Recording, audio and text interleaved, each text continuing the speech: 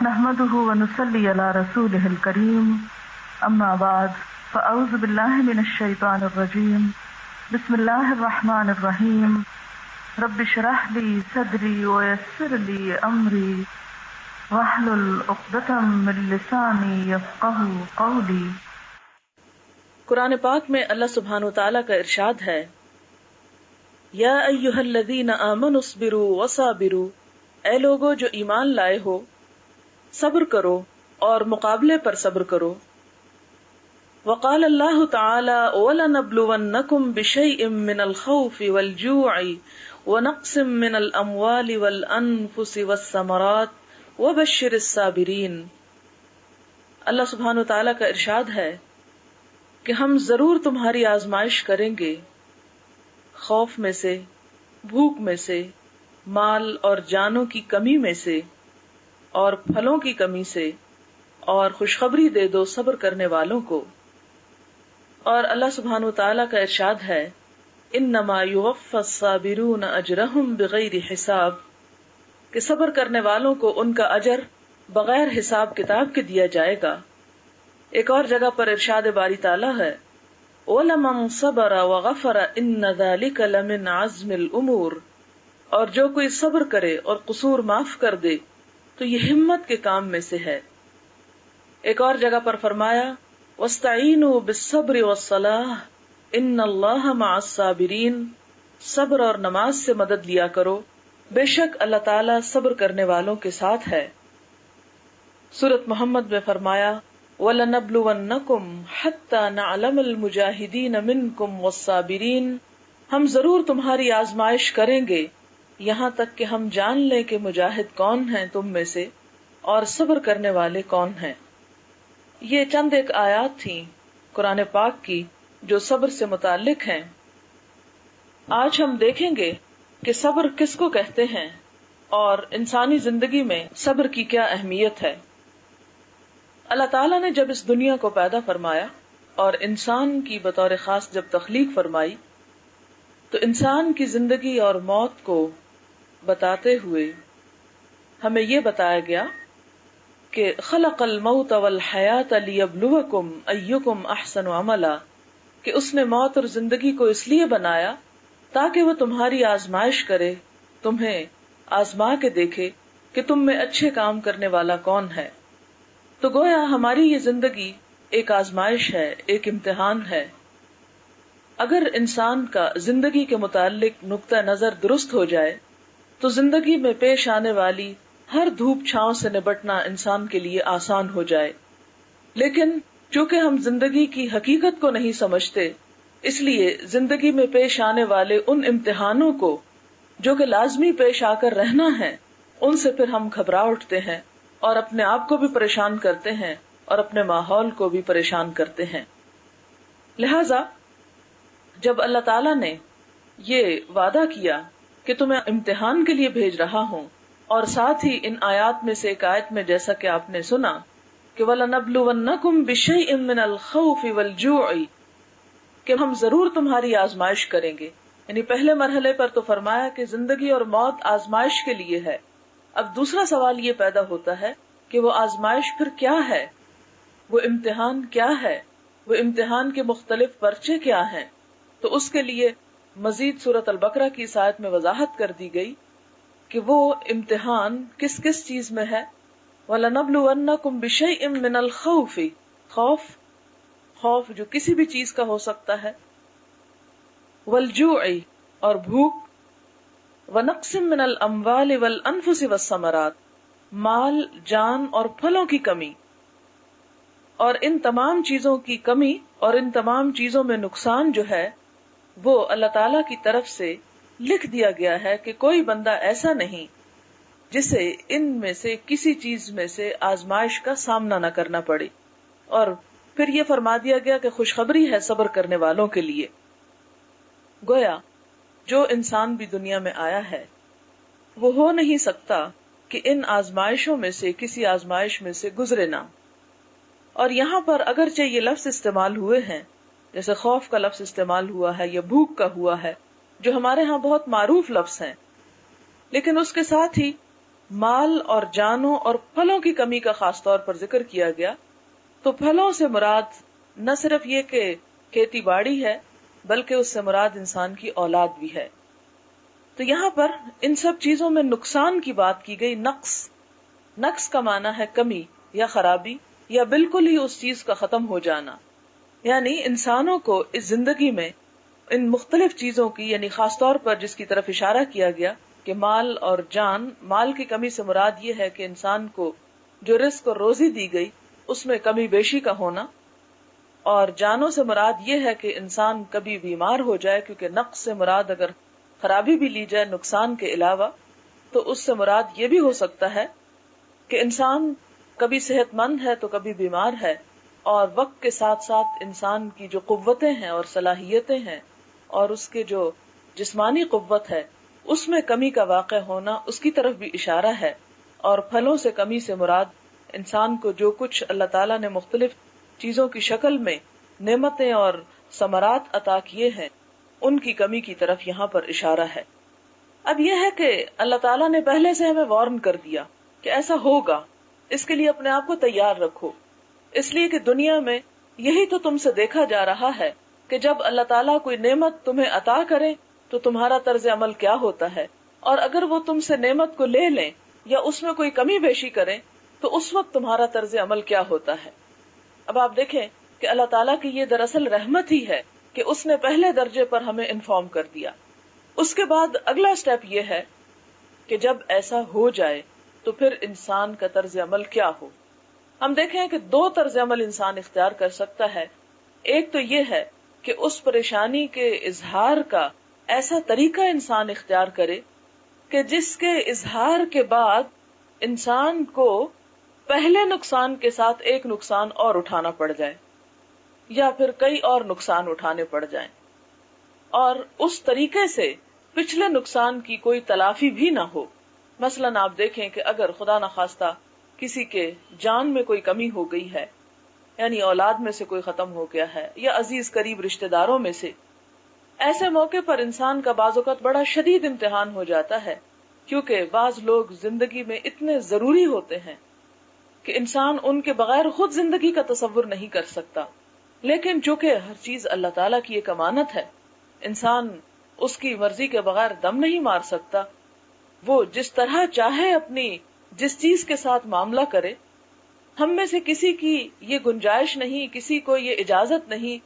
کسی کو اس بات کا حق نہیں کہ وہ اللہ تعالیٰ سے کوئی شکوہ کر سکے کہ اللہ تعالیٰ میرے فلاں عزیز کو یا میری فلاں پیاری چیز کو تو نے مجھ سے لیا تو کیوں لیا، اور تجھے اس کو نہیں لینا چاہیے تھا۔ تو ایسے موقعوں پر انسان کے صبر کا جو امتحان ہوتا ہے اس میں اللہ تعالیٰ دراصل یہ دیکھتے ہیں کہ اب یہ بندہ اس موقع پہ طرز عمل کیا اختیار کرتا ہے۔ اگر ایسے موقع پر ہم مایوس ہو جائیں اور ایسا واویلا اور شکوہ شروع کریں یا اس قسم کا نوحہ اور رونا پیٹنا شروع کریں کہ جس کے نتیجے میں کچھ بھی فائدہ نہ ہو، اور نہ تو مرنے والے کو کوئی فائدہ ہو، نہ ہماری اپنی ذات کو کوئی فائدہ ہو، یا رونے دھونے کا وہ طرز عمل یا غم منانے کا یا سوگ منانے کا وہ سلسلہ اور وہ طریقہ اختیار کر لیں کہ جو عام طور پر ہمارے معاشرے میں رائج ہیں، تو یہ تمام چیزیں صبر کا نمونہ نہیں ہیں، بے صبری کا نمونہ ہے۔ اور اس کے بعد اس کو اس طرح نبھائے اور اس طرح کا طرز عمل اس موقع پر اختیار کرے کہ جب تکلیفوں اور غم کے آنے کے موقع پر اللہ کے رسول صلی اللہ علیہ وسلم نے اختیار کیا، تو ہم دیکھتے ہیں کہ یہی دراصل امتحان میں کامیابی کی علامت ہے۔ اب ہمیں تھوڑا سا یہ دیکھنا ہوگا کہ جیسے لوگوں کے فوت ہونے پر حضور اکرم صلی اللہ علیہ وسلم کا طرز عمل کیا تھا۔ آپ دیکھتے ہیں کہ حضرت خدیجہ رضی اللہ تعالی عنہا حضور صلی اللہ علیہ وسلم کو بے حد عزیز تھی، لیکن عین اس وقت وہ دنیا سے رخصت ہو گئی جب آپ سب سے زیادہ ان کی مدد کے محتاج تھے، اور تھوڑے ہی وقفے پر حضرت ابو طالب جو ان کے چچا تھے، جو آپ کے لیے بہت بڑا سہارا تھے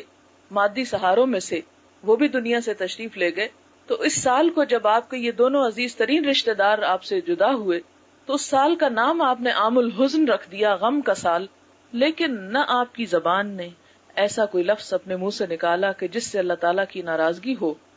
اور نہ ہی ان کے مرنے کے بعد آپ کے کام میں، آپ کے مشن میں ایک رتی برابر کوئی فرق آیا کہ ہاں اللہ تعالیٰ پہلے تو نے مجھے بہت سہارا دے رکھا تھا، اس لیے تیرا ذکر کرنا، تیرا نام لینا اور تیرے دین کو پھیلانا میرے لیے بہت آسان تھا، اب جب کہ تو نے میرے سے یہ دونوں مادی سہارے لے لیے تو اب میں کیا کر سکتا ہوں، اور اب تو میں مایوس ہو کے گھر بیٹھا ہوں۔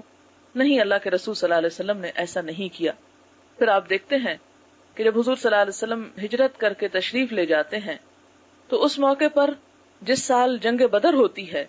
جنگ بدر کا موقع ہے، اور آپ کی بیٹی حضرت رقیہ جو ہیں وہ چیچک کی شدید بیماری میں مبتلا ہیں، اتنی شدید تکلیف میں ہیں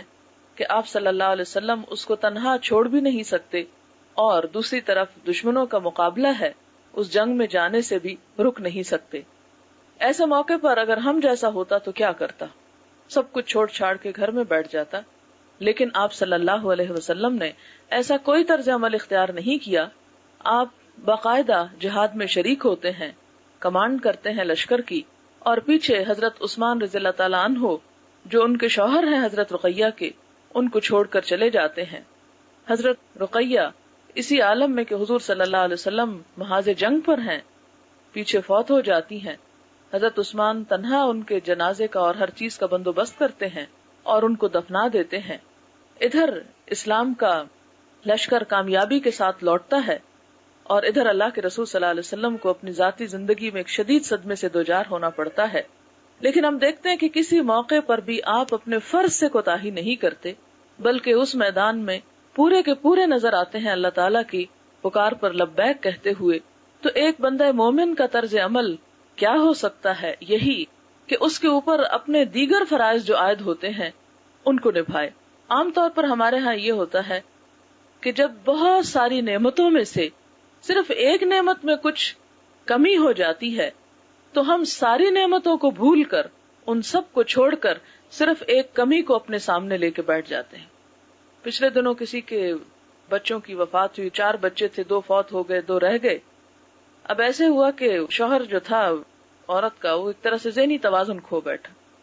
ذہنی توازن اس طرح تو نہیں کہ اپنا کام کاج تو کرتا ہے، لیکن پریشانی کا حال یہ ہے کہ میں کس کے لیے جیوں،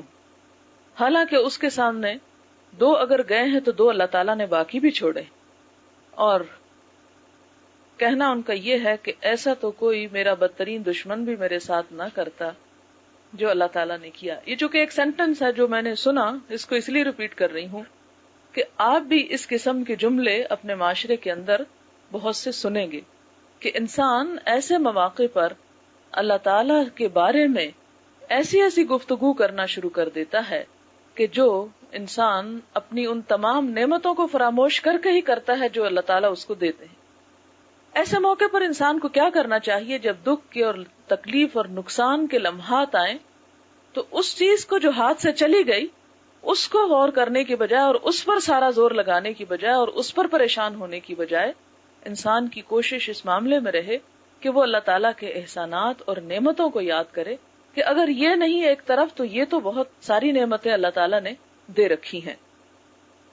پچھلے دنوں کی بات ہے کہ کسی نے ذکر کیا کہ ان کی بچی ایک پڑھنے میں تھوڑی سی کمزور تھی،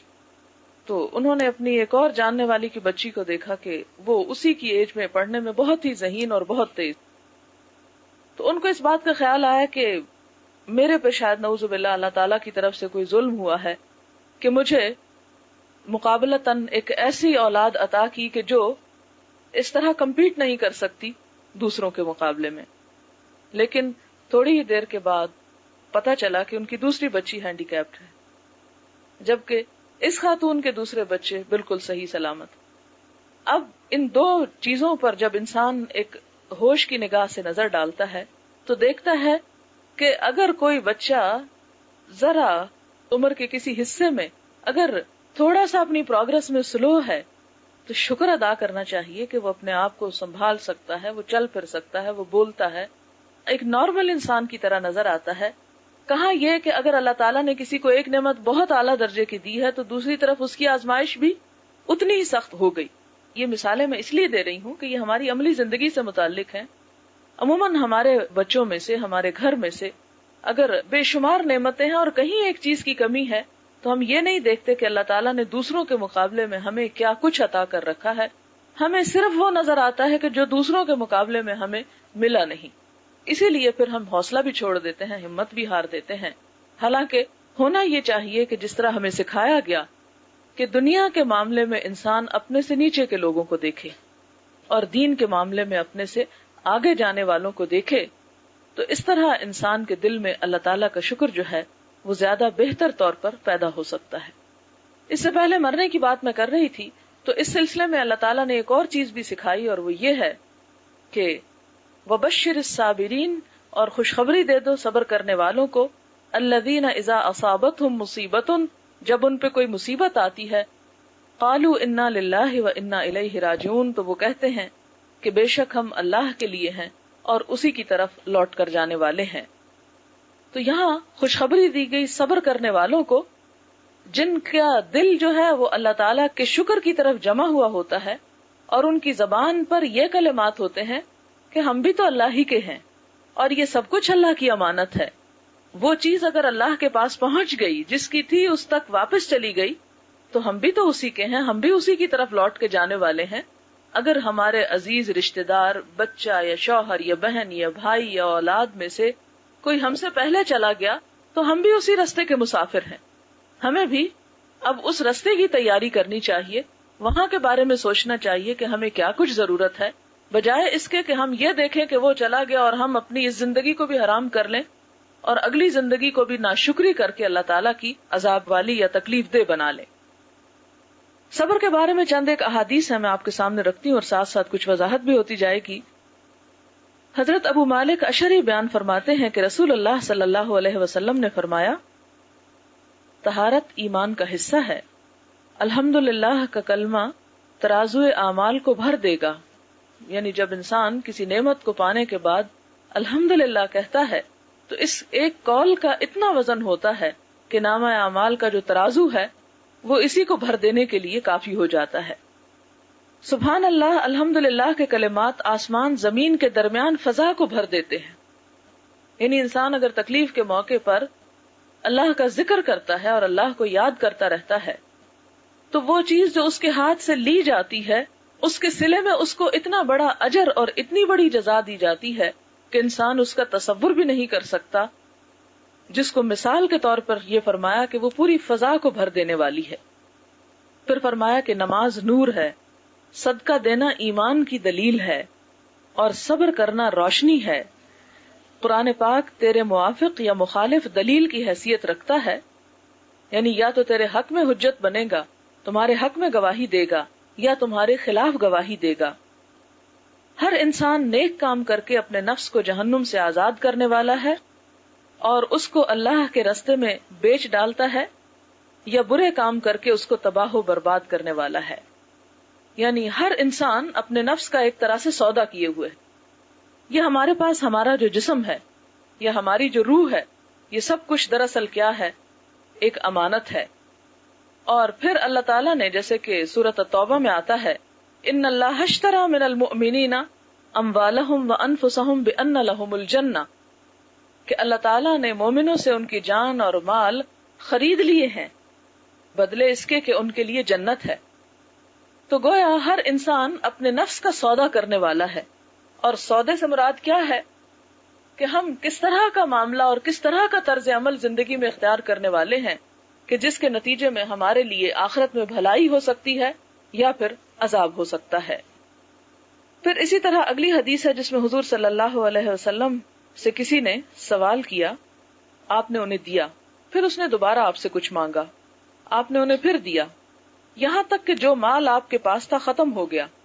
تمام مال ختم کر لینے کے بعد آپ نے فرمایا، جو مال میرے پاس آتا ہے میں اس کو تم سے روک کر نہیں رکھتا، البتہ جو شخص سوال کرنے سے بچا رہا اللہ تعالیٰ اس کو بچائے رکھتا ہے، اور جو شخص استغنا اختیار کرتا ہے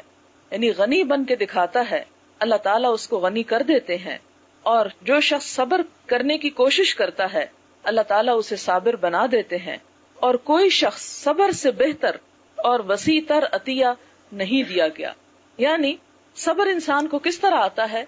کوشش سے آتا ہے، خود بخود نہیں چلا آتا. انسان ایسی گفتگو کرے، ایسی نعمتوں کے بارے میں سوچے، اللہ تعالیٰ سے دعا کرے تو اللہ تعالیٰ بھی اس کو صبر عطا کرتے ہیں. لیکن اگر انسان تھوڑی دلی کا ثبوت دیتا ہے اور ایسی گفتگو کرتا ہے اور ایسا طرز عمل اختیار کرتا ہے کہ جس سے جان بوجھ کے اپنے آپ کو غم زدہ رکھے، تو پھر اللہ تعالیٰ بھی اس سے صبر کی توفیق چھین لیتے ہیں. اصل میں نے عام طور پر یہ بھی دیکھا ہے کہ غم زدہ رہنا یا غم کا ضرورت سے زیادہ اظہار کرنا ہماری ایک معاشرتی مجبوری بن گئی. ایک شخص اپنے غم کو بھلانا بھی چاہتا ہے تو لوگ اسے بھلانے نہیں دینا چاہتے. لوگ اس پہ باتیں بناتے ہیں اور کہتے ہیں دیکھو اس کو تو کوئی غم ہی نہیں، اور اس کو تو کوئی پریشانی ہی نہیں، اور اس کو تو اس قدر بے نیازی ہے. تو یہاں پر اللہ تعالیٰ فرماتے ہیں کہ ہاں، جو شخص بے نیاز بننے کی کوشش کرتا ہے اور دنیا کے روگ اور غم اپنی جان کو لگا کے نہیں رکھتا، بلکہ اپنی اللہ تعالیٰ کی طرف سے دی ہوئی نعمتوں پہ شکر ادا کر کے اللہ کو بھی راضی رکھنا چاہتا ہے اور اپنے آپ کو بھی کسی مفید کام میں استعمال کرنا چاہتا ہے، تو یہ چیز عموماً شیطان ہونے نہیں دینا چاہتا. وہ یہ چاہتا ہے کہ ہم غم کے ایسے مصنوعی، جھوٹے اور ایسے طریقے اختیار کریں کہ جس کی وجہ سے لوگوں کی نظر میں ہمارا مقام بنے اور لوگ یہ کہہ سکیں کہ فلاں نے تو بڑا زبردست غم منایا ہے اور بہت ہی غم کرنے والا اور اپنے عزیزوں اور رشتہ داروں کے پیچھے رونے والا اور ان کا بہت ہی خیر خواہ اور ہمدرد ہوتا ہے. کئی ایسے واقعات بھی آپ کے سامنے آئے ہوں گے زندگی میں، آپ نے دیکھا ہوگا میاں بیوی ہیں یا بہن بھائی ہیں یا اولاد والدین ہیں، زندگی میں ایک دوسرے کی شکل نہیں دیکھنا چاہتے،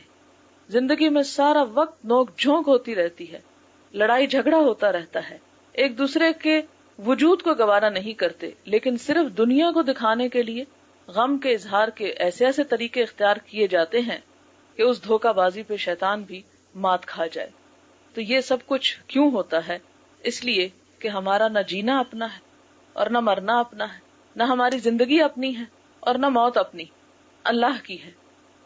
حالانکہ ہمیں تو یہ حکم دیا گیا تھا قل ان صلاتی ونسکی ومحیای ومماتی للہ رب العالمین لا شریک لہ وبذلک امرت وانا اول المسلمین. کہہ دیجئے کہ میری زندگی اور میری موت اور میرا جینا اور میرا مرنا اور میری نماز اور میری قربانی سب اللہ رب العالمین کے لیے ہے جس کا کوئی شریک نہیں. آپ دیکھیں کہ ہماری شادی بیاہ کی رسمیں وہ سراسر دکھاوا اور جھوٹ اور فریب پر مبنی، اور ہماری موت اور غمی کی رسمیں اس میں بھی اکثریت اسی قسم کی رسموں کی پائی جاتی ہے. مجھے ذاتی طور پر کچھ لوگوں کے ساتھ تعزیت کے لیے جانے کا اتفاق ہوا. خواتین جتنی دیر ٹریول کر رہی ہیں، ہنس رہی ہیں، کھا رہی ہیں، پی رہی ہیں، بول رہی ہیں، دنیا بھر کے قصے بتائے جا رہے ہیں، لیکن جو ہی میت کے گھر میں قدم رکھتی ہیں ایسی چیخ و پکار بلند کرتی ہیں کہ گویا اس سے بڑی مصیبت ان پہ کبھی آئی ہی نہ ہو. یہ منافقت نہیں تو اور کیا ہے کہ کہیں پر آپ کچھ ہیں اور کہیں آپ کچھ اور بن کے دکھا رہے ہیں. اگر آپ کے دل میں واقعی غم کی ایسی چوٹ لگی ہوئی ہے تو اس غم کے احترام میں آپ پہلے ہی کچھ خاموشی اختیار کریں. یعنی ہنستے کھیلتے معلوم نہیں وہ کیا ڈرامہ ہوتا ہے کہ جو یکا یک عود کر آتا ہے اور دوسروں کے سامنے چیخ پکار بلند کی جاتی ہے. تو اس بات سے خدا سے ڈرنا چاہیے اور ایسے طرز عمل اختیار کرتے ہوئے اور ایسی دوغلی پالیسی اختیار کرتے ہوئے خدا کا خوف کرنا چاہیے کہ وہ یہ سب کچھ رو کے جو دکھایا جا رہا ہے یہ کس کو خوش کرنے کے لیے، کیونکہ اللہ تعالیٰ نے تو اس بات سے منع کیا ہے. آپ کو معلوم ہوگا کہ ایک دفعہ حضور صلی اللہ علیہ وسلم نے عورتوں کے رونے پیٹنے اور بین کرنے کی آوازیں سنی تو آپ نے کہا کہ ان کو منع کرو، اس لیے کہ یہ چیز جاہلیت میں سے ہے، اور میت کے پیچھے بلند آواز سے رونا اور بین کرنا جو ہے یہ آپ نے فرمایا کہ جس نے اپنا گریبان پھاڑا اور اپنے چہرے کو پیٹا وہ ہم میں سے نہیں. یعنی غم کا ایسا طریقہ جو غیر انسانی ہو اس کو اختیار کرنے سے اسلام نے منع کیا. اور ایک اور موقع پر جب آپ نے عورتوں کو منع کیا اور وہ باز نہ آئیں تو آپ نے کہا کہ جاؤ ان کے منہ پہ مٹی پھینکو،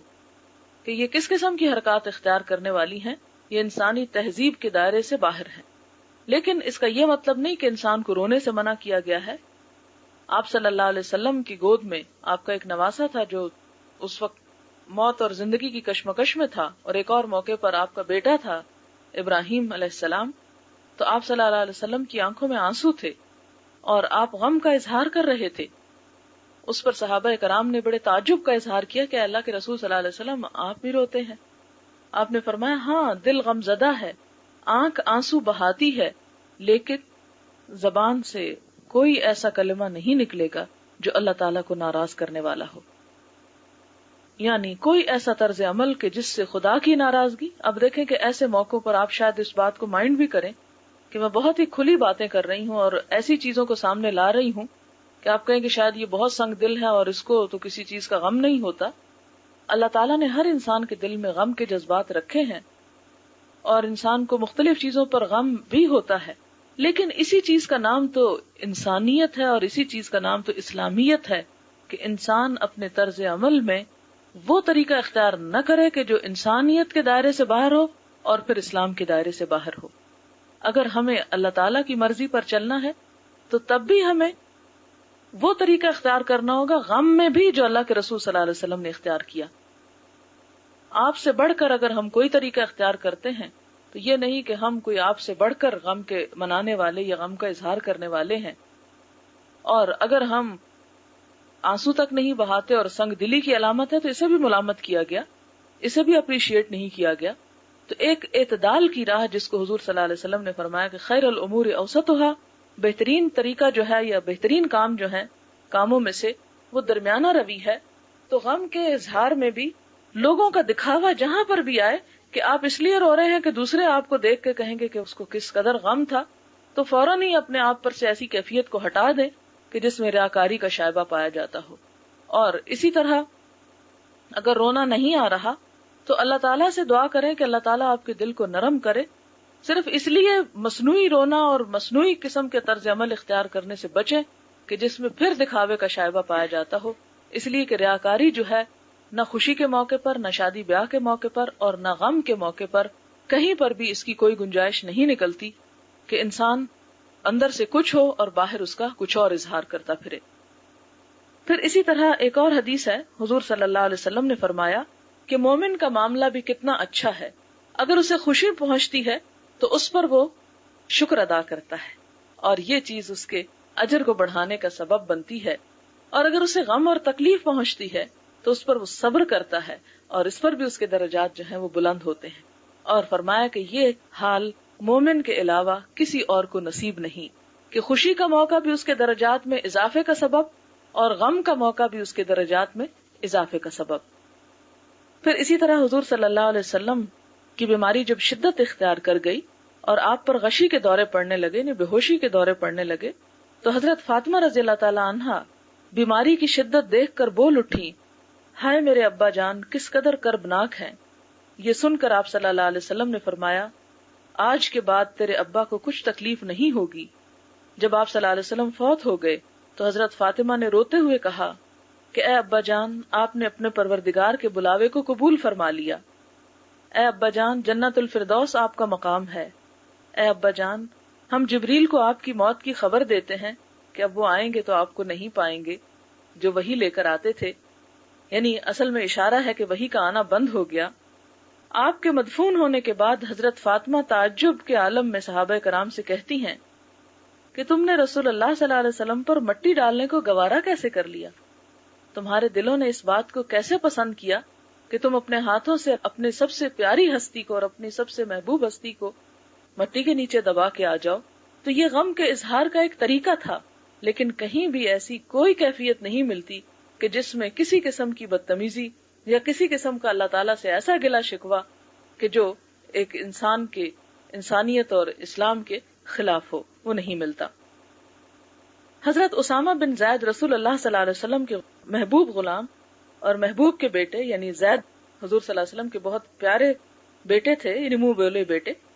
وہ بیان کرتے ہیں کہ رسول اللہ صلی اللہ علیہ وسلم کی ایک بیٹی نے آپ کی طرف پیغام بھیجا کہ میرا بیٹا نزع کے عالم میں ہے، آپ تشریف لائیں. آپ نے سلام کے بعد پیغام بھیجا، جو کچھ اس نے ہم سے لے لیا وہ اسی کا تھا، اور جو کچھ اس نے ہم کو عطا کیا وہ بھی اسی کا ہے. خدا کے ہاں ہر چیز کا وقت مقرر ہے، بس صبر کرنا چاہیے اور ثواب ڈھونڈنا چاہیے. اب دیکھیں کہ ہم میں سے اگر کوئی یہ بات کہے تو کہیں گے اس سے ظالم تو بڑھ کے کوئی ہے ہی نہیں کہ جو اس موقع پہ صرف نصیحتیں کر رہے ہیں اور آ کے ہماری مدد نہیں کر رہے. بیٹی نے دوبارہ قسم دے کے پیغام بھیجا کہ آپ ضرور تشریف لائیں. اس پر آپ جانے کے لیے تیار ہو گئے اور آپ کے ساتھ سعد بن عبادہ، معاذ بن جبل، ابی بن کعب، زید بن ثابت اور دوسرے صحابہ بھی تھے. بچے کو اٹھا کر آپ کی خدمت میں پیش کیا گیا. آپ نے بچے کو اپنی گود میں اٹھا لیا. بچے کی جان کنی کی حالت کو دیکھ کر آپ کی آنکھوں سے آنسو جاری ہو گئے۔ سعد بن عبادہ نے عرض کیا، یا رسول اللہ، یہ کیا؟ یعنی آپ بھی رو رہے ہیں؟ فرمایا، یہ رحمت ہے، اللہ تعالیٰ نے اپنے بندوں کے دلوں میں اس کو ودیت فرمایا ہے۔ اور ایک روایت میں ہے، اپنے بندوں میں سے جس کے دل میں چاہتا ہے اللہ تعالیٰ بھی اپنے ان بندوں کو اپنی رحمت سے نوازتا ہے جو لوگوں پر رحم کرتے ہیں۔ یعنی رونا رحمت کی علامت ہے۔ ہم دیکھتے ہیں کہ صبر ہی کے بارے میں آپ صلی اللہ علیہ وسلم نے ایک عورت کے پاس سے جب گزر رہے تھے تو فرمایا، وہ عورت قبر کے پاس رو رہی تھی، بہت چیخ پکار کر رہی ہوگی۔ آپ نے فرمایا، اللہ سے ڈر اور صبر اختیار کر۔ عورت بولی، جاؤ اپنا کام کرو، آپ کو مجھ جیسی مصیبت کا سامنا نہیں ہوا۔ عورت نے آپ کو پہچانا نہیں تھا۔ اس سے کہا گیا کہ یہ تو نبی صلی اللہ علیہ وسلم تھے اور تم نے اس قسم کی زبان استعمال کی۔ وہ شرمندہ ہو کر آپ کے مکان پر آئی، وہاں کوئی دربان موجود نہ تھا۔ آپ سے معذرت کرتے ہوئے کہا کہ میں نے آپ کو پہچانا نہیں تھا۔ آپ نے فرمایا کہ صبر تو پہلی چوٹ پر ہوتا ہے، اب تم باتیں کر چکی ہو، مجھے بھی برا بھلا اور ویسے بھی جو کچھ چیخ پکار کرنی تھی، تو اب وہ صبر کا وقت گیا۔ یعنی صبر جس پہ انسان کو اجر ملتا ہے، وہ مصیبت یا تکلیف کے یا صدمے کے پہلے موقع پر انسان ایسا طرز عمل اختیار کرے کہ جس سے اللہ تعالیٰ ناراض نہ ہونے پائے۔ حضرت ابو ہریرہ سے روایت ہے کہ رسول اللہ صلی اللہ علیہ وسلم نے فرمایا، اللہ تبارک و تعالیٰ فرماتے ہیں، میرے پاس مومن انسان کے لیے جب میں اس کی دنیاوی محبوب چیز کو چھین لوں اور وہ صبر کرے تو جنت کے سوا اور کوئی بدلہ نہیں۔ یعنی اگر کسی انسان کے پاس کوئی پیاری چیز جس سے وہ محبت رکھتا تھا، جس سے وہ بہت چاہت رکھتا تھا، جو اسے بہت عزیز تھی، کوئی بھی ہو سکتی ہے، مال و دولت ہو سکتا ہے، کوئی انسان ہو سکتا ہے، کوئی اور ایسی چیز ہو سکتی ہے کہ جسے انسان اپنے لیے ناگزیر سمجھتا ہو، فرمایا کہ جب وہ اسے لے لیتا ہے اللہ تعالیٰ اور بندہ اس پہ صبر کر جاتا ہے تو اللہ تعالیٰ کے پاس جب وہ بندہ پہنچے گا تو اسے جنت کے سوا اور کوئی بدلہ نہیں ملے گا، یعنی اس کی جزا بعین ہی جنت ہے۔ اسی طرح حضرت عائشہ سے روایت ہے کہ انہوں نے حضور صلی اللہ علیہ وسلم سے طاعون کے متعلق دریافت کیا۔ آپ نے ان کو بتایا کہ طاعون عذاب الہی تھا، جن لوگوں پر چاہتا تھا اسے مسلط کر دیتا تھا۔ آپ نے دیکھا ہوگا کہ پچھلے سال انڈیا میں طاعون کی بیماری پھیلی تھی اور سورت کے علاقے سے اس کی ابتدا ہوئی تھی، اور آپ کو یہ بھی شاید معلوم ہو، اخباروں میں آپ نے پڑھا ہوگا کہ یہ وہ علاقہ تھا جہاں مسلمانوں پر بہت ظلم و ستم ہوئے، ان کو نمازیں پڑھنے سے روکا گیا، ان کی مسجدوں کو برباد کیا گیا اور ان کے دین کی شدید قسم کی توہین کی گئی تھی۔ اور دنیا میں جبکہ اس وقت طاعون ایک طرح سے بالکل ختم ہو چکا ہے، وہ بیماری جو ہے یکایک پھر وہ وبا پھوٹ پڑی۔ اس موقع پر ہندوؤں کو جب یہ احساس ہوا کہ یہ ایک عذاب کی شکل ہے جو ہم پہ آئی ہے، تو ایک اخبار میں نے پڑھا کہ انہوں نے مسلمانوں کو کرائے پر لا لا کے دریاں اور لاؤڈ سپیکر اور جگہ بنا کر دی کہ وہ اپنے جمعے اور نماز جو ہے وہ جاری رکھیں، اور باقاعدہ ان سے معافی مانگی کیونکہ یہ ایک عذاب الہی کی شکل تھی جو ان پر آئی۔ تو یہاں پر بھی اللہ تعالیٰ فرماتے ہیں کہ یہ عذاب کی ایک شکل تھی، جن لوگوں پہ اللہ تعالیٰ چاہتا اسے مسلط کر دیتا۔ اب اللہ تعالیٰ نے اس کو ایمانداروں کے لیے رحمت بنا دیا ہے، یعنی گناہگاروں کے لیے عذاب ہے، لیکن بعض اوقات انسان سوچتا ہے کہ فلان شخص تو بڑا نیک تھا، اس پہ کیوں مصیبت آ گئی، اور وہ دوسروں سے بعض اوقات چھپتا چھپاتا پھرتا ہے کہ لوگ میرے بارے میں بری رائے قائم کریں گے کہ اگر اتنا ہی اچھا تھا تو اس پہ مصیبت تو نہیں آنی چاہیے تھی یا اس پہ تکلیف نہیں آنی چاہیے تھی۔ تو فرمایا کہ یہ اسی بیماری کو جو گناہگاروں کے لیے عذاب ہے، ایمانداروں کے لیے رحمت۔ پس جو مومن انسان طاعون کی بیماری میں مبتلا ہو جائے وہ صبر اور طلب ثواب کی نیت سے اپنے شہر ہی میں رہے، یعنی وہاں سے نہ نکلے تاکہ وہ جراثیم جو ہے وہ دوسرے علاقوں میں نہ پھیلیں، اور اس بات پر یقین کر لے کہ اللہ نے جو لکھ دیا ہے وہ پہنچ کر رہے گا، تو اس کو شہید کے برابر ثواب ملے گا۔ یعنی اگر انسان ایسے موقع پر جبکہ اس کے پاس کوئی اور صورت نہ ہو، اللہ تعالیٰ کے فیصلے کا وہ پابند رہے، اللہ تعالیٰ کی نافرمانی کے کوئی کام نہ کرے، تو ایسی صورت میں آنے والی تکلیف بھی انسان کے لیے باعث رحمت ہوتی ہے۔ جہاں تک تکلیف اور مصیبت اور عذاب کسی چیز کے آنے کا تعلق ہے، تو آپ دیکھیں کہ دنیا میں جتنے زیادہ نیک انسان گزرے ان پہ آزمائشیں بھی اتنی ہی بڑی گزریں، اس کے بارے میں حضور صلی اللہ علیہ وسلم نے فرمایا کہ جب اللہ تعالیٰ کسی قوم سے محبت کرتا ہے تو ان کو آزما لیتا ہے، انہیں کسی آزمائش میں ڈال دیتا ہے. جو اللہ کی آزمائش پر صبر و رضا کا مظاہرہ کرتے ہیں اللہ تعالیٰ ان سے راضی ہو جاتا ہے، اور جو اس کی بھیجی ہوئی آزمائش پر بے صبری کا مظاہرہ کرتے ہیں اور اللہ تعالیٰ سے ناراض ہوتے ہیں تو اللہ تعالیٰ بھی ان سے ناراض ہو جاتا ہے. تو صبر دراصل ایک ایسا امتحان ہوتا ہے، یہ مصیبت ایک ایسا امتحان ہوتی ہے جو انسان کے درجات کو بلند کرنے کے لیے آتی ہے. آپ دیکھیں کہ آپ نے بہت سی جماعتیں پاس کی ہوں گی، پہلی جماعت سے لے کے جہاں جہاں تک آپ نے پڑھا تو آپ نے دیکھا ہوگا کہ ہر امتحان ایک مصیبت تھی. کوئی بھی طالب علم خواہ وہ پہلی جماعت کا امتحان کیوں نہ دے، کبھی خوشی سے امتحان نہیں دیتا.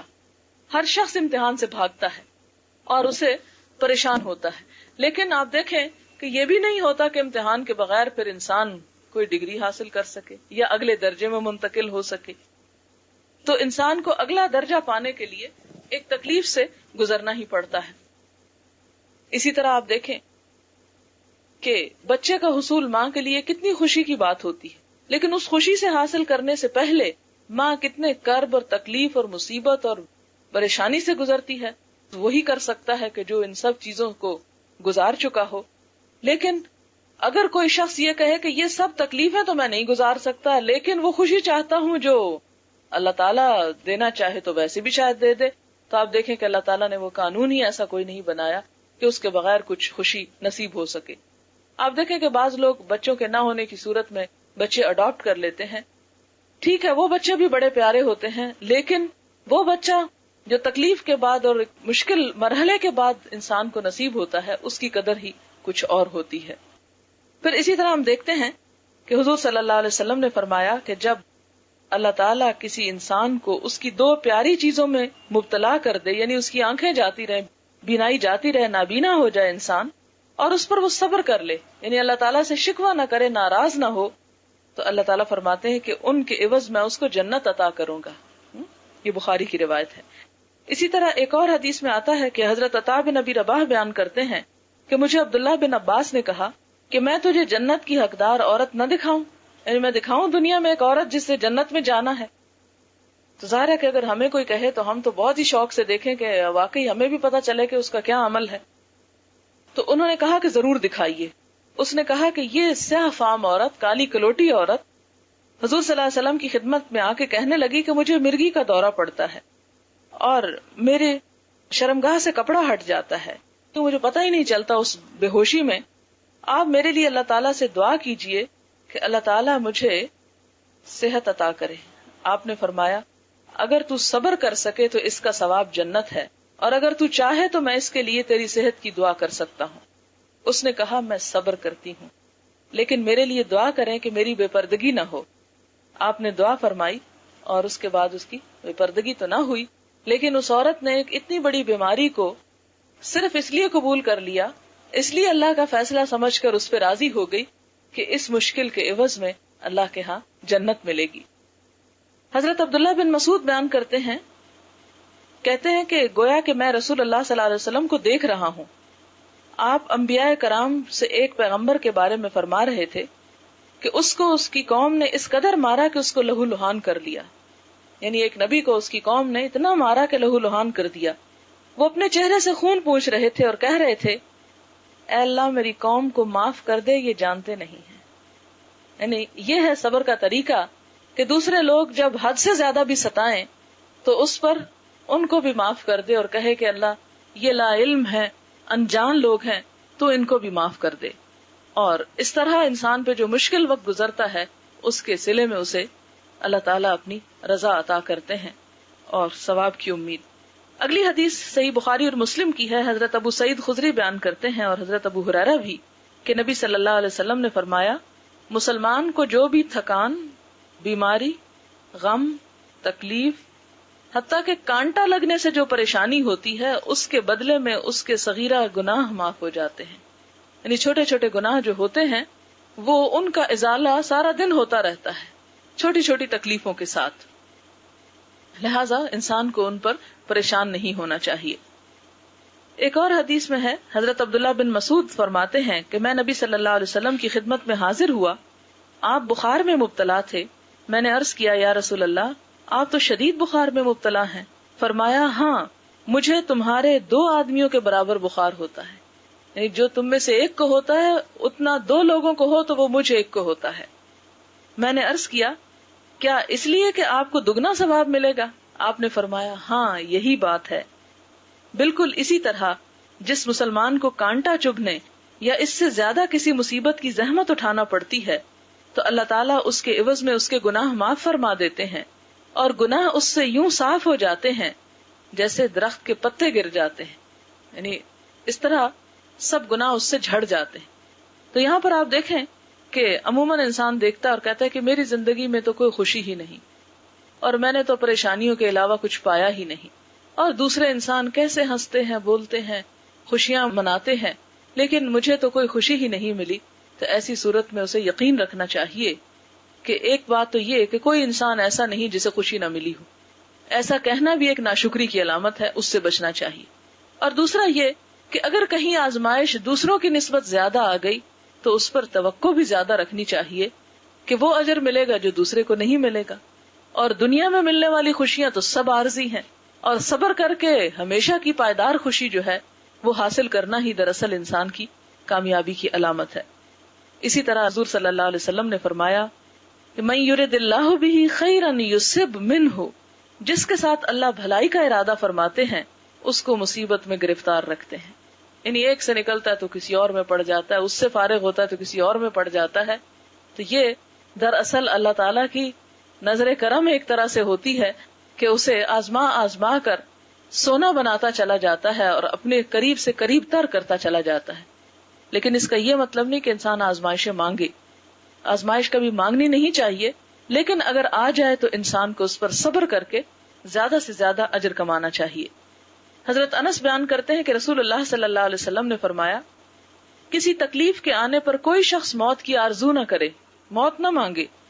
اگر اس سے کوئی چارہ نہ ہو تو یہ کلمات کہے اللہم احینی ما کانت الحیات خیرا لی وتوفنی ما اذا کانت الوفات خیرا لی، کہ اللہ مجھے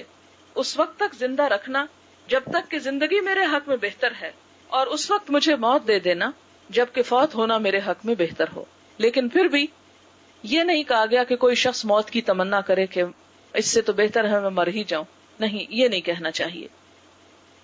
حضرت خباب بن ارت بیان کرتے ہیں کہ ہم نے رسول اللہ صلی اللہ علیہ وسلم سے کفار کی ایذا رسانیوں کا شکوہ کیا. آپ کعبہ کے سائے میں ایک چادر کو تکیہ بنا کر لیٹے ہوئے تھے. ہم نے عرض کیا آپ ہمارے لیے غلبے کی دعا کیوں نہیں کرتے کہ اللہ تعالیٰ ہمیں کفار پہ غلبہ عطا کرے. آپ نے فرمایا تم سے پہلے بعض لوگوں کا حال یہ ہوتا کہ ان میں سے ان کو پکڑ لیا جاتا، پھر گڑھا کھودا جاتا، اس میں ان کو گاڑ دیا جاتا جیسے کوئی درخت گڑا ہوتا زمین میں، پھر اس کے سر پہ آرا چلایا جاتا، اس کے 2 ٹکڑے کر دیے جاتے، اور بعض کو لوہے کی کنگھیوں سے اس کے گوشت کو نوچا جاتا حتیٰ کہ ہڈیاں متاثر ہو جاتی، لیکن اس کے باوجود وہ دین سے روگردانی نہ کرتا. تو اب دیکھیں کہ پہلی امتوں کے اوپر کس قدر آزمائشیں گزری. لہذا حضور صلی اللہ علیہ وسلم کے ساتھیوں پر جو بہت آزمائشیں گزر رہی تھی، آپ نے یہ نہیں کہا کہ ہاں واقعی تم بڑے مظلوم ہو اور تم پہ بڑا ظلم ہو رہا ہے. آپ نے ان کو ایسی مثال سامنے لا کر دی جس میں بتایا گیا کہ ان سے بڑھ کر بھی آزمائشیں لوگوں پر گزری ہیں. پھر فرمایا خدا کی قسم اللہ تعالیٰ اسلام کی تکمیل کرے گا اور امن کی یہ کیفیت ہوگی کہ ایک سفر کرنے والا صنعاء سے حضر موت تک سفر کرے گا، لیکن وہ صرف خدا سے ڈرتا ہوگا اور اس کے علاوہ کسی اور سے نہ ڈرے گا، اور اپنی بکریوں پر سوائے بھیڑیوں کے کسی چیز کا خوف نہ رکھے گا، لیکن تم جلد بازی سے کام لے رہے ہو.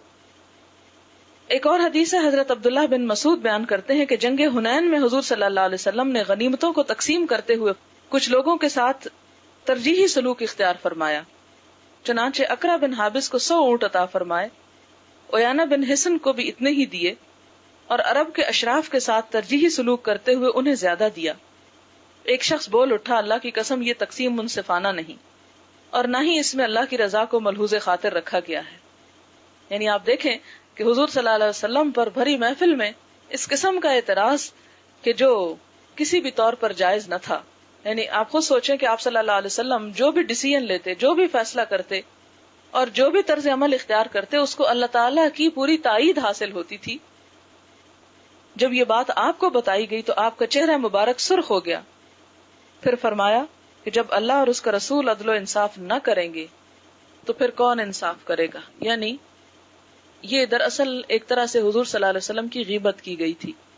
کہ جب آپ نے ایک موقع پر تقسیم کرتے ہوئے کچھ لوگوں کو زیادہ دیا اور کچھ کو کم دیا تو جنہیں کم دیا گیا ان میں سے کسی نے کہا کہ یہ تقسیم انصاف کی نہیں اور اس میں اللہ کی رضا کو ملحوظ نہیں رکھا گیا. یہ بات حضرت عبداللہ بن مسعود نے حضور صلی اللہ علیہ وسلم کو پہنچا دی. جب آپ نے یہ بات سنی تو شدید قسم کا غصہ آیا اور آپ کا رنگ سرخ ہو گیا اور فرمایا کہ جب اللہ اور اس کا رسول انصاف نہ کریں گے تو اور کون کرے گا. لیکن آپ دیکھیں کہ اس غصے کے باوجود آپ نے یہ نہیں فرمایا کہ اس شخص کو لے آؤ یہاں اور میں اس کی گردن اڑا دوں, یا اس کو برا بھلا نہیں کہا. اس موقع پر آپ صلی اللہ علیہ وسلم نے صرف اتنا فرمایا کہ اللہ تعالیٰ موسیٰ علیہ السلام پر رحم فرمائے, ان کو اس سے کہیں زیادہ اذیتیں پہنچائی گئیں لیکن انہوں نے صبر کیا, اور آپ کی ایسی تکلیف دہ کیفیت دیکھ کر میں نے دل میں کہا کہ اس کے بعد آپ کی خدمت میں اس قسم کی بات نہیں پہنچاؤں گا. یعنی لوگ جو باتیں بناتے ہیں وہ آپ کو نہیں بتاؤں گا, اس لیے کہ آپ کو میری اس بات پہنچانے کی وجہ سے بہت تکلیف ہوئی. اس میں ہمیں کیا سبق ملتا ہے؟ ہمیں سبق یہ ملتا ہے کہ حضور صلی اللہ علیہ وسلم نے اپنے اس دکھ کو بھلانے کے لیے حضرت موسیٰ علیہ السلام کا دکھ یاد کر لیا کہ ان کی قوم اس سے بھی زیادہ ستانے والی تھی, اور مجھے تو صرف اتنا ہی کہا گیا. ان کے ساتھ تو قرآن پاک میں وہ گائے کا واقعہ آپ دیکھ لیں کہ ایک شخص اللہ کا پیغام لے کر آتا ہے اور لوگ کس طرح اس کا مذاق بناتے ہیں, پھر وہ واپس پلٹتا ہے, پھر وہ آتا ہے, پھر اسی طرح اور بہت سے مواقع پر بنی اسرائیل آپ دیکھیں, حضرت موسیٰ علیہ السلام تورات لینے کے لیے گئے تو پیچھے سے بنی اسرائیل نے بچڑے کو معبود بنا لیا. اسی طرح اور بے شمار کام ایسے کہ جب وہ سمندر پار کر کے جا رہے تھے, کہیں راستے میں لوگوں کو دیکھا کہ وہ بتوں کی عبادت کر رہے ہیں تو کہنے لگے کہ ہمیں بھی اسی طرح کے الہ بنا دو جس طرح ان لوگوں کے ہیں. تو جگہ جگہ وہ ستانے والی نالائق قوم تھی, لیکن حضرت موسیٰ علیہ السلام اتنے ہی زیادہ صبر کرنے والے تھے. تو حضور صلی اللہ علیہ وسلم نے ایسے موقع پر اس بات کو یاد کر لیا. اسی طرح ایک اور حدیث ہے کہ حضور صلی اللہ علیہ وسلم نے فرمایا کہ جب اللہ تعالیٰ اپنے کسی بندے کے ساتھ بھلائی کا ارادہ فرماتا ہے تو دنیا میں ہی اس کو جلدی سزا دے دیتا ہے, اور جب کسی بندے کے ساتھ برائی کا ارادہ کرتا ہے تو باوجود اس کے گناہوں کے سزا دینے سے بند رہتا ہے, یعنی دنیا میں سزا نہیں دیتا. تو اس بات سے ڈرنا چاہیے کہ ایک بندہ جو غلط کام بھی کرتا ہو اور پھر دنیا میں اس پر کوئی آزمائش بھی نہ آئے تو ہم کہتے ہیں کتنا خوش قسمت کہ سب کچھ جو کرنا چاہتا ہے کر گزرتا اور پھر بھی دنیا میں خوشحال ہے. لیکن یہ دراصل ایک طرح سے اللہ تعالیٰ کا عذاب ہوتا ہے, یہاں تک کہ قیامت کے دن اس کو پوری تکلیف دیتا ہے. نبی صلی اللہ علیہ وسلم نے فرمایا ثواب کی زیادتی تکلیفوں کی زیادتی پر موقوف ہے. بے شک اللہ تعالیٰ جب کسی قوم کو محبوب سمجھتا ہے تو اس کو آزمائشوں میں گرفتار کرتا ہے, بس جو شخص آزمائشوں کے باوجود خوش رہا اس کو اللہ تعالیٰ کی خوشنودی حاصل ہوگی, اور جو شخص ناخوش ہوا اللہ تعالیٰ اس سے ناخوش ہو گیا. اور اسی طرح وہ حدیث بھی آپ کو یاد رہے کہ قیامت کے دن جب صبر کرنے والوں کو ان کا بہترین اجر دیا جائے گا تو جو لوگ دنیا میں جنہوں نے صبر نہیں کیا ہوگا یا دنیا میں جن پر کوئی مصیبت نہیں آئی ہوگی وہ تمنا کریں گے کہ اے کاش ہماری جلد کینچیوں سے کاٹ ڈالی جاتی اور ہمیں دنیا میں طرح طرح سے آزمایا جاتا تاکہ آج ہم بھی وہ اجر پاتے کہ جو دوسرے لوگوں کو مل رہا ہے. تو یہ چند باتیں تھی, تو امید ہے کہ یہ بات کافی حد تک واضح ہو چکی ہوگی. صبر کا باب جو ہے وہ کافی طویل ہے, تو میں تھوڑا سا وقفہ آپ کو دینا چاہتی ہوں سوالوں کے لیے اسی موضوع سے متعلق. لیکن جی کے متعلق ہے جو کہ ابھی تک ہر شخص جو ہے وہ یہ کہتا ہے کہ مرنے کے وقت اگر ہم قرآن خوانی کر ہی لیتے ہیں تو آپ کو کیا اعتراض ہے کہ بجائے آ کے وہ باتیں کریں کچھ کریں, تو قرآن کی اپنی فضیلت ہے کہ اس کے بعد دعا قبول ہوتی ہے اور 10 نیکیاں بھی ملتی ہیں, تو حرج یعنی اس کو اصل میں بات یہ ہے کہ ہمارے ہاں جو تعزیت کا طریقہ ہے وہ بھی بہت غلط ہے. ہم جب کسی کی تعزیت کے لیے جاتے ہیں تو سارا دن وہیں بیٹھے رہتے ہیں, پھر ہمارا وقت نہیں گزرتا, پھر وقت گزارنے کے لیے ہم نے اور بہت سے کام شروع کر رکھے ہیں. پہلی بات تو یہ ہے کہ صرف ان لوگوں کو قریب رہ جانا چاہیے جو بہت ہی عزیز قریب رشتہ دار ہیں اور جن کا وہاں پر کوئی کام ہو. باقی لوگوں کا کام صرف اتنا ہونا چاہیے کہ آئیں تعزیت کریں اور فوراً اپنے گھروں کو لوٹ جائیں. ان کے اوپر ہجوم نہ کریں, ان کے لیے آزمائش کا سبب نہ بنے, اس لیے کہ بہت سارے لوگوں کو بٹھانے کا انتظام, پھر ان کو کھلانے پلانے کا انتظام, پھر ان کو سلانے کا انتظام, اور پھر ان کی بے پناہ دوسری ضروریات کا انتظام. یہ ایک گھر میں جہاں فوتگی ہوئی ہو، جہاں انہیں اپنی جان کا ہوش نہ ہو، جہاں ایک پہلے سے مصیبت آئی ہو، اس کے اوپر مہمان بن کر دوسروں کو اور اذیت دینا جو ہے یہ کچھ درست نہیں. ہاں جو قریب ترین لوگ ہیں، اپنے بہن بھائی ہیں، والدین ہیں، اولاد ہے، قریبی رشتہ دار ہیں، وہ تو ٹھیک ہے، لیکن یہ جس طریقے سے ہمارے ہاں معاملہ کیا جاتا ہے وہ بات درست نہیں ہے. تو کیا طریقہ ہے کہ جب جائیں 5-10 منٹ بیٹھیں یا آدھا گھنٹہ، تو تعزیت کا کیا مطلب ہے اور یہ فاتحہ خوانی کیا چیز ہے، تو کس طرح سے صحیح طریقہ ہے؟ دیکھیں کہ سورۃ الفاتحہ کا آپ سب کو ترجمہ آتا ہوگا، اس لیے کہ نماز میں شامل ہے، تو اس کا ترجمہ تو آپ دیکھ سکتے ہیں، اگر نہیں تو میں آپ کو سنا دیتی ہوں. آپ تصور میں لائیں کہ ایک شخص مرا ہوا ہے، آپ اس کے لیے یہ سورت پڑھ رہے ہیں، اس کو اس سے کیا فائدہ ہوگا کہ سب تعریف اللہ رب العالمین کے لیے ہے جو تمام جہانوں کا پالنے والا ہے، بہت مہربان اور بار بار رحم فرمانے والا، روز جزا کا مالک ہے. اے اللہ ہم تیری ہی بندگی کرتے ہیں، تجھ سے ہی ہم مدد چاہتے ہیں، تو ہمیں سیدھا راستہ دکھا، ان لوگوں کا راستہ جن پر تو نے انعام کیا، نہ ان لوگوں کا جن پہ تیرا غضب ہوا اور نہ جو گمراہ ہوئے. اب یہ تو ایک زندہ انسان کی اپنی ذات کے لیے دعا ہے کہ اللہ تو ہمیں سیدھا راستہ دکھا. مرنے والے کو اب سیدھا راستہ نہیں، بخشش چاہیے. اس موقع پر جو دعا کرنی چاہیے وہ احادیث کی کتابوں میں موجود ہے، لیکن مشکل یہ ہے کہ چونکہ ہمارے پاس وقت نہیں ہوتا اس لیے ہم یہ دعائیں یاد نہیں کر پاتے. وہ مسنون دعا جو ہے، وہ یہ جو پیارے رسول کی پیاری دعائیں ہیں اس میں بھی آپ کو مل جائے گی، اور اگر اس میں نہ ہو تو مشکات شریف میں وہ دعا موجود ہے. اور اگر آپ کو دعا بھی یاد نہ ہو تو آپ کم از کم یہ کر سکتے ہیں کہ اس کا ترجمہ اگر آپ کو آتا ہو تو آپ وہی پڑھ لیں. دعا یہ ہے مشکات شریف کی کہ اللہم اغفر لہ، اے اللہ اس کی بخشش فرما، ورحم ہو اس پہ رحم کر یعنی مرنے والے پہ، وعافہ اور اسے عافیت دے یعنی ہر مصیبت سے بچائے رکھ، واعف عنہ اور اس سے درگزر فرما، واکرم نزلہ اور سخاوت کے ساتھ اس کی مہمانی فرما، ووسع مدخلہ اور اس کے داخلے کی جگہ کو کھلا کر دے، واغسلہ بالماء والثلج والبرد اور اس کو دھو ڈال پانی سے اور برف سے اور اولوں سے. یہ ایک انداز ہے کہنے کا، نہیں اچھی طرح صاف کر دے اسے تمام گناہوں سے. وَنَقِّهِ مِنَ الْخَطَايَا اور پاک کر دے اسے خطاؤں سے. كَمَا نَقَّيْتَ الثَّوْبَ الْأَبْيَضَ مِنَ الدَّنَسِ جس طرح تو سفید کپڑے کو میل سے پاک کرتا ہے، اور اس کو بدلے میں دے گھر اس کے گھر سے بہتر، اور گھر کے لوگ اس کے گھر والوں سے بہتر، اور جوڑ اس کے جوڑے سے بہتر، اور داخل کر اسے جنت میں، اور اپنی پناہ میں رکھ اسے قبر کے عذاب سے اور آگ کے عذاب سے. یہ وہ جامع دعا ہے جو مرنے والے کے لیے کی جانی چاہیے.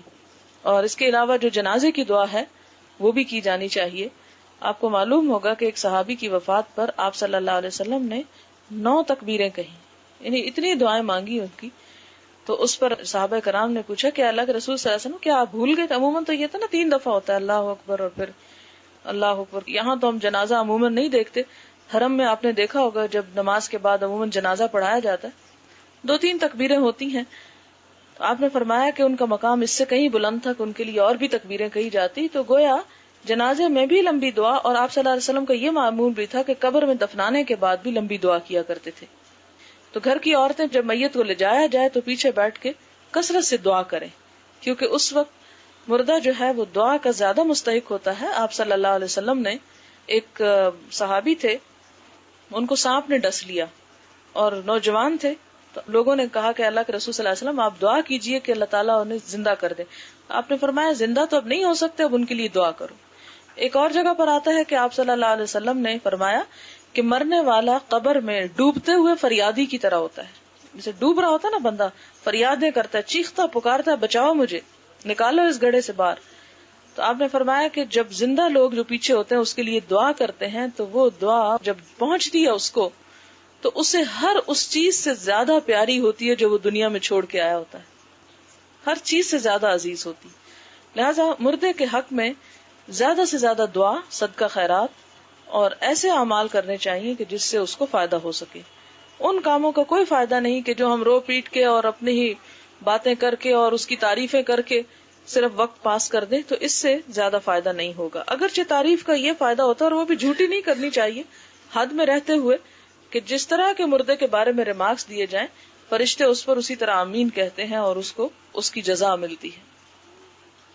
ہمیں کرنے سے پہلے یہ دیکھنا چاہیے کہ ہم یہ کیوں کر رہے ہیں.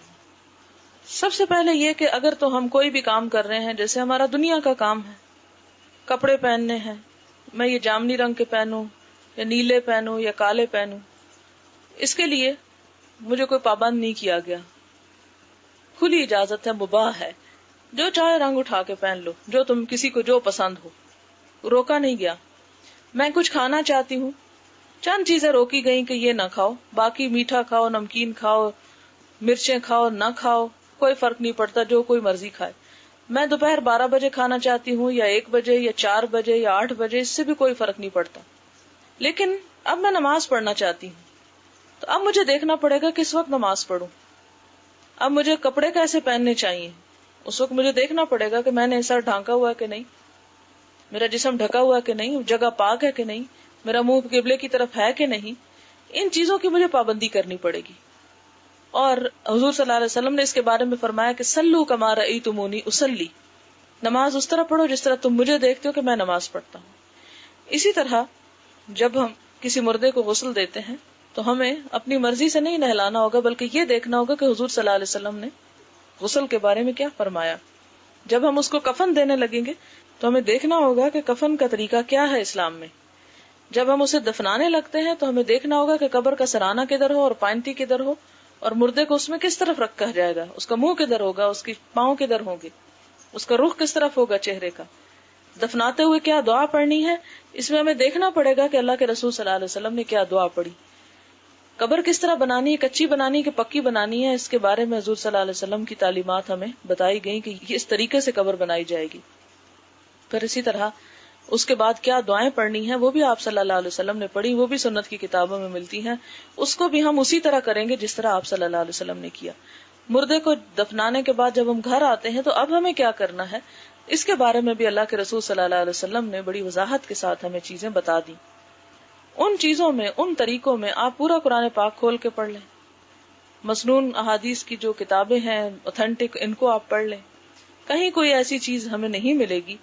حضور صلی اللہ علیہ وسلم کی زندگی میں آپ کی 2 ازواج مطہرات، ایک حضرت خدیجہ اور ایک حضرت زینب، جن کا وفات آپ کی زندگی میں ہی ہوئی تھی اور کچھ سال، 1.25 سال شادی کے بعد ہو گئی تھی، وہ فوت ہوئی۔ آپ کے بیٹے جتنے بھی تھے، نرینہ اولاد، سب آپ کی زندگی میں فوت ہوئے۔ صرف ایک جنگ احد کے دن 70 کے قریب صحابہ کرام شہید ہوئے۔ تو اس میں آپ دیکھیں کہ بے شمار مسلمان آپ کی زندگی میں، آپ کی ساری بیٹیاں سوائے حضرت فاطمہ کے آپ کی زندگی میں فوت ہوئی۔ ان سب موقعوں پر ہمیں یہ دیکھنا چاہیے کہ آپ صلی اللہ علیہ وسلم نے کیا کیا ان کے لیے، ان کے پیچھے کیا پڑھا، ان کے پیچھے کیا صدقہ خیرات کیا، ان کے پیچھے کس طرح کی محفلیں جمائیں، جمعرات کو جمع ہوئے کہ نہیں ہوئے، اس دن کچھ پھل وغیرہ تقسیم ہوئے کہ نہیں ہوئے، پھر 40 دن کے بعد جمع ہوئے کہ نہیں ہوئے۔ جب ہم یہ ساری چیزیں دیکھتے ہیں تو ان چیزوں کا کوئی بھی سلسلہ یا کوئی بھی مثال ہمیں سنت میں کوئی نہیں ملتی، نہ جمعرات کی ملتی ہے، نہ 40 دن کی ملتی ہے، نہ سال کی، نہ 2 سال کی۔ ہمیں جو چیزیں ملتی ہیں وہ یہ، آپ صلی اللہ علیہ وسلم نے فرمایا کہ جب ایک بندہ فوت ہو جاتا ہے تو اس کے عمل کی کتاب بند ہو جاتی، کچھ چیزیں ہیں جو پیچھے سے اس کو فائدہ پہنچاتی ہیں۔ نمبر 1، نیک اولاد جو مرنے والے کے لیے دعا کرے، جتنی دعا کرے وہ دعا اس کو پہنچے گی، جیسے پہلے بھی میں نے بتایا کہ وہ مرنے والے کو دعا جب پہنچتی ہے اسے ہر اس چیز سے زیادہ پیاری ہوتی ہے جو پیچھے وہ چھوڑ کے جاتا ہے، اسے کسی چیز سے خوشی نہیں ہوتی، کوئی کیا کر رہا ہے اس کی بلا سے، اب اسے یہ چاہیے کہ اس کی اپنی جان کیسے چھوٹے۔ اب جیسے آپ دیکھیں نا کہ ایک بیمار ہوتا ہے تو بیمار شخص کو دوائی چاہیے یا کھانے چاہیے، ایک شخص ہے جسے آئس کریم انتہائی پسند ہو سکتی، لیکن جب اس کے سر میں شدید درد ہے، اس کا خون بہا جا رہا ہے، تو اسے آئس کریم تو کوئی نہیں چاہیے ہوگی، اس کو تو چاہیے وہ دوا جس سے وہ ٹھیک ہو جائے۔ اسی طرح مرنے والے کو اب ان چیزوں سے کوئی غرض نہیں کہ پیچھے کون رہ گیا اور کس حال میں رہ گیا، اس کو اب اپنی جان کی پڑی ہے کہ اب کوئی ایسی دوا پہنچے کہ جس سے میرا یہ حال درست ہو جائے۔ دوسری کیا چیز پہنچتی ہے؟ علم ينتفع به، وہ علم جو لوگوں کو سکھا گیا، لوگ اس سے فائدہ اٹھا رہے ہیں، تو وہ اس کے صدقہ جاریہ اس کے لیے ہوگا۔ یا یہ کہ مرنے والے کے پیچھے ایسے کام کیے جائیں کہ جس سے اس کے نام پر علمی ادارے قائم کیے جائیں، یا اس کے نام پہ آپ کوئی کتاب چھپوائیں، یا کوئی کسی غریب بچے کو پڑھائیں، غریب چھوڑ اپنے کسی رشتہ دار کو پڑھائیں، کوئی بھی کام اس کی نیت سے آپ کریں، علم کی ایکٹیویٹی کا، وہ اس کو ثواب پہنچتا ہے۔ تیسرا یہ صدقہ جاریہ، صدقہ جاریہ سے مراد یہ کہ کسی ایسے نیک کام میں پیسے خرچ کرنا، میت خود کر جائے یا میت کے پیچھے والے کریں، کہ جس سے لوگوں کو عام فیض پہنچے. مثلاً کسی گاؤں میں سڑک نہیں، سڑک بنوا دی جائے، کہیں پانی کا انتظام نہیں، پانی کھدوا دیا جائے،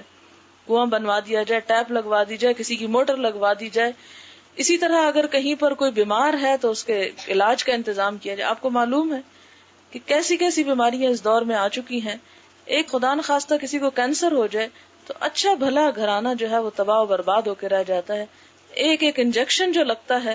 اس کی قیمت آپ کو معلوم ہوگی کہ ہزاروں میں جاتا ہے. تو ایسی صورت میں کتنی تکلیف اور کرب سے گزرتے ہیں وہ مریض جو ہسپتالوں میں پڑے، مگر ہمیں ہوش ہی نہیں. ہم تو اپنی خوشیوں سے نہیں فارغ کہ ہم کبھی جا کے خبر لیں کہ ان کے اوپر کیا گزرتی. کیونکہ آپ کو معلوم ہے کہ جو شخص کسی کی تکلیف دور کرتا ہے اللہ تعالیٰ اس کی تکلیف دور کرتا ہے. تو ایسے نیکی کے وہ کام کہ جس میں کسی انسان کی بھلائی ہو، ان کی تو مثالیں ہمیں سنت میں بھی ملتی ہیں اور اس کی تاکید بھی ہمیں ملتی ہے. رہے یہ کام تو یہ عموماً ہمارے ہاں دوسرے کلچر کے اثر سے آئی ہیں یہ چیزیں، اور ان کو اگر سنت کی معیار پہ لا کے دیکھا جائے تو کہیں اس کا کوئی جواز نہیں ملتا کہ ہم سب رشتہ دار اکٹھے ہو جائیں اور ہم مزے مزے کے پھل بیٹھ کے کھائیں اور یہ کہیں کہ اس کا میت کو بڑا ثواب پہنچ رہا ہے. حضور صلی اللہ علیہ وسلم نے تو ایسی کوئی تعلیم ہمیں نہیں دی. میت کو ثواب اسی صورت میں پہنچے گا جب آپ کسی غریب کے منہ میں وہ چیز ڈالیں گے یا کسی ضرورت مند کو وہ چیز پہنچائیں گے یا لوگوں سے جہالت اور بے دینی اور گمراہی اور فساد کو دور کرنے کے لیے کوئی پیسہ خرچ کریں گے تو وہ انشاءاللہ میت کو پہنچے گا. سبحانک اللہم و بحمدک نشہد ان لا الہ الا انت نستغفرک و نتوب الیک. السلام علیکم و رحمۃ اللہ وبرکاتہ.